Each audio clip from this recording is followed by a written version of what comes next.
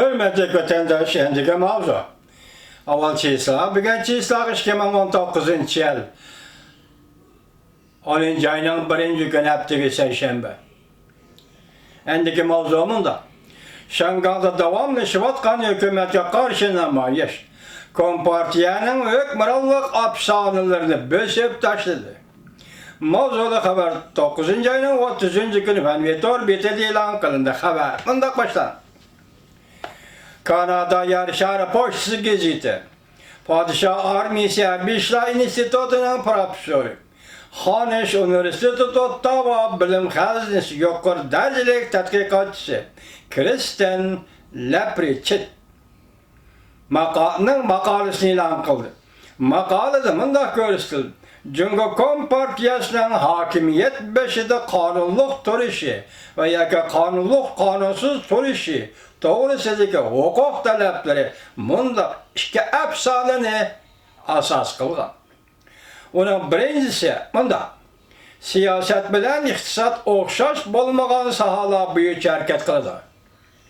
Müstabit tizimlik siyaset, sodi ticaret toskıllık kılmaydı.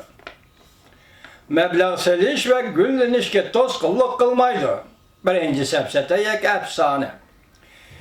Onun ikincisi mında partiyanın rehberliği noksansız, hatasızdır. Şunu Cumhuriyet Kompartiyası hukukunu monopol kılgıcı birden bir partiyadır. Kompartiya noksansız, hatasız rehberlik kılıp atıdı Cumhuriyet. Şunu Kompartiya hukukla monopol kılış gerek. Bu Kompartiyanın ikinci efsanesidir.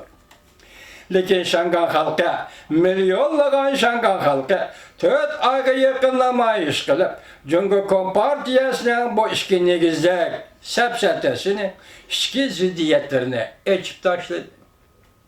10. ayının 1. gün 70 yıllık hatırı günüde, devlet kurulganlığının 70 yıllık hatırı günüde Cumhuriyet Kompartiyası katı kıyınçılık kılıç geldi. Cumhuriyet Kompartiyası 19. nöbetlik 4. umum yığını hazırgacha açalmadı. Partiyanın içki kısmında ihtilaf çıkanlığı bunun asası sebebidir. Sebebidir. Xi Jinping ne mekalarını bilmeyen bir ahvalda şunu tutup yetti ki Şangay'ı kurallık bastırış, onun kanunluk rehber yaki emesliğine bir bopa bulup elip gelinidir. Bugün nimizlik başta Şangay'da ok çıkardı. Hudetiye emmi vakası okşaş. Nöbeti Cumhuriyet Kompartiyası ya aldığa ya keynige. Men işini bilmey, iki taraflik ziddiyetten içige çöp kaldı. Bir taraftan Cumhuriyet hükümeti Şangay'ı siyasi cihette bastırıp Şangay'ın dünyavi pul muamele merkezlik oradan vazgeçişi mümkün. Bu bir ihtimallı. Ondaqda chet el meblağ salgıçılarının Cumhuriyet iktisadıga kerek bolgan erkinlik doğrusundaki iddielerini yok kılganlık buldu. Chet el kapitali Cumhuriyet'de erkinlik buluş mümkün degen ihtimallık cide. Şundak ideali öyle yaşaydiken o chet el şirketleri. Yani bir taraftan Cumhuriyet'in iktisadının terakkiyatı siyasetten tesiri uçurmaydı.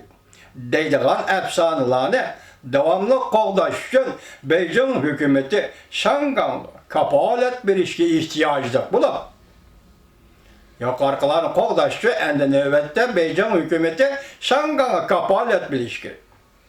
Şangay özünün demokratik hukuklarını saklap kalıdığan.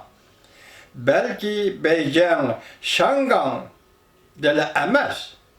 Bütün memleket boyunca monopoliya kılgan hukukunu tapşırışı mümkün. Vatandaşım, gülbağ anlavatamsız biz tahliq kılgan leksiya bugün meye dikilip oturdum. Nime deydi?